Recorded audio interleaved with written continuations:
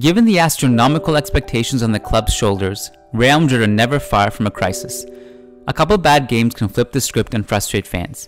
But in this case, Real Madrid have now gone 4 games without creating many clear-cut chances. Let's take a deep dive into the core of their offensive issues. After a bright start to La Liga and the Champions League with wins over Getafe, Girona, Leganés, and Roma, Real Madrid have failed to win in their last 4 games. Additionally, Real Madrid have also failed to score in all of those encounters, making it the first time they've suffered a funk like this since 1985. So, why is this happening? There are several contributing factors. We can't forget that this is a big period of transition for the club.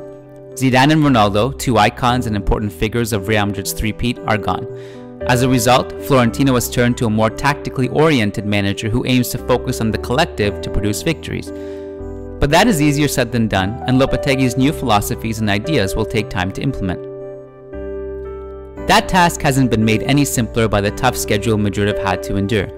Athletic Bilbao, who drew with Madrid 1-1, look reinvigorated this season, and it's worth noting that Real haven't won a home game in the league versus Atletico since 2012. Add a trip to the Ramon Sanchez Pizjuan, a place Real rarely do well at, and an away game against third-place Alaves, who, by the way, have been among the best teams in Spain in terms of their win-loss record since Abelardo took over last December, and you can maybe see why Lopetegui's men have experienced a dip in form. The unfortunate results in this difficult run of games has not been aided by injuries to key players. Both Isco and Marcelo, who are unpredictable, creative offensive players, were not able to feature in the derby and the games after.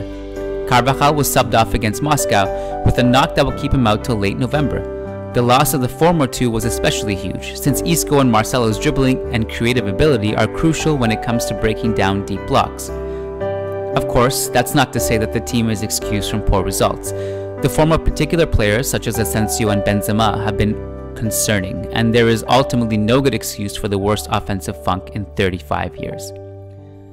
Asensio, who was seemingly given the full backing of the club before the season started, has been far too inconsistent and his influence too sporadic for the large amounts of minutes he's been receiving. It seems like Lopetegui identified that and intervened by benching Marco for Ceballos against Alaves. But the 1-0 loss might lead to another reshuffle that sees Asensio back in the lineup. If that happens, he needs to deliver more than his 1 goal and 1 assist for the season. He also needs to be a better outlet for his teammates because since the match against Bilbao, he hasn't been that present offensively, and when he does get the ball, his efficiency just hasn't been there. Benzema is another one that has sorely disappointed. Following a very bright start to the season, he has failed to find the net in his last 5 games. Beyond that, his underlying numbers are concerning. He's averaging 2.33 shots per 90 minutes in the league, his lowest ever figure. And at 0.36 xG per 90 minutes, his numbers are terribly underwhelming. And he's not creating much for others to compensate for that either, unlike in past seasons. He slings just 1 key pass per game, which is another all-time low for him, and his expected assist figure of 0.06 is barely worth mentioning. This problem isn't that surprising. Fans, analysts, and the club have watched as Karim's form has deteriorated over the last 2 seasons, so one must wonder why the board didn't pursue a world-class striker in the summer. There was certainly a lack of options in the market, but we know for a fact that Higuain was available after the Cristiano Ronaldo sale. Maybe Higuain isn't the most attractive option out there, but given the tough market where great players are already tied up at their respective clubs, Higuain would have helped. The management was probably hoping that Benzema would get a bigger piece of the shot volume pie after Ronaldo's departure, but that hasn't proved to be the case so far. Bale has seen a career high in his shot production, 4.3 shots per game in La Liga, but Benzema never saw an uptick. Thus, it seems like it's up to Benzema to rediscover his long-lost form, or else the talented, albeit limited, Mariano will have to take on a bigger role than he signed up for, as Mariano can produce chances even when the offense isn't flowing and can bring chaos and goal-scoring opportunities with him. There have also been poor tactical choices that have fueled this rut. Overall, Lopetegui's tactics have been solid. He's building a distinct identity around patient possession-based football and counter-pressing once the ball is lost. The latter focus has been the strongest part of Lopetegui's tenure thus far, with the exception of that game against Sevilla, where the execution was just poor. But there is definitely a lack of vision when Madrid are in possession. While fans complain of excessively flat play and a lack of penetration and shot production, the main quandary that Lopetegui is responsible for is the excessive fluidity that he demands from his players. When managing Spain, Lopetegui designed a side that was always moving off the ball in order to destabilize the opposition and overload the left side of the pitch. Isco was central to this effort, and while he could get drawn too deep at times, he performed his task really well. With Marco Asensio garnering such a big role on the side even before Isco was injured, Asensio was tasked with using his license to roam responsibly.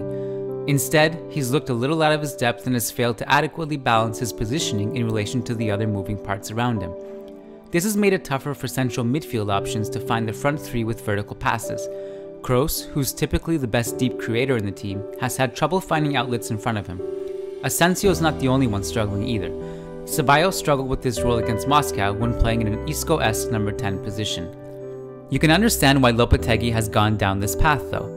Offering freedom and fluidity to his front line creates a natural way to break down deep blocks. Good, unpredictable movement between the lines can break down compact defensive areas, and overloads on the left create space to switch play to a wide runner on the right, which is a Lopetegui special. Additionally, some fluidity is necessary to deal with the structure of the Kroos, Casemiro, Modric midfield. Since Casemiro doesn't offer much in terms of ball progression, Kroos has to sit in line with him to form sort of an L shape with Modric in more advanced positions. This requires the left winger to adjust to that and provide an advanced option where Kroos can't. Thus, a degree of positional freedom will always be necessary if Lopetegui is to keep Casemiro in the lineup, which explains why Ceballos has been chosen to play on the left in the absence of Isco. The former Betis man is accustomed to taking up positions in the left half space and thus provides a natural attacking midfield type presence to balance play on the left. The issue then is that Lopetegui probably expects too much of players like Asensio and Ceballos at the moment. It takes a serious level of footballing IQ to be able to constantly adjust to your surrounding environment and make the right decisions off the ball. Ceballos has been great when it comes to understanding the counterpress, but beyond that has struggled being a consistent and incisive creator. Despite those struggles, you can clearly see his talent level and moments of offensive brilliance come through. It's just that it's not a prolific trait at the moment for him, and as we saw against Alaves, being an interchangeable winger with Bale is just not in Ceballos' game. Even the more experienced Isco suffered when provided with excessive freedom under Zidane. Lopetegui could correct this by providing his attackers with a more stable platform in the form of defined attacking patterns, and this might limit the swapping of the wings and the unpredictability in movement in favor of go-to combinations and attacking patterns like Mauricio Sarri did with Napoli. This would go a long way to enhancing Lopetegui's already more stable midfield structure when compared to his predecessor, and would probably make the counterpress more effective.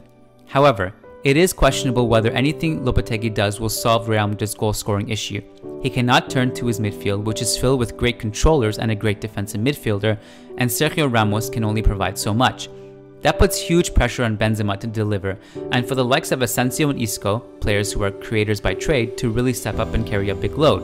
A load that Cristiano Ronaldo carried for close to a decade.